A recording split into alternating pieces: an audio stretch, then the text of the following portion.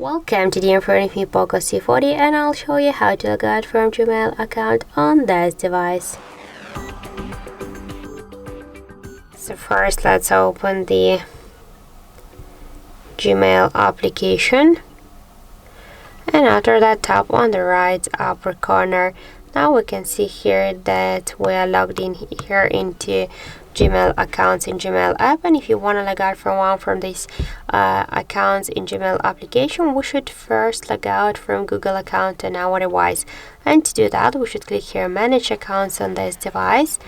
After that, select your Google section, and after that just select one from these two accounts. For example, let's use this one.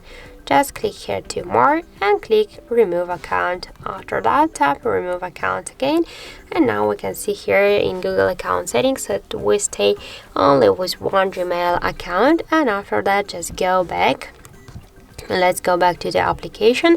Let's tap on the right upper corner, and now we can see here that we stay only with one Gmail account in Gmail app. So that's it. Thank you for watching, and if you find this video helpful, don't forget to leave a like, comment, and to subscribe our channel.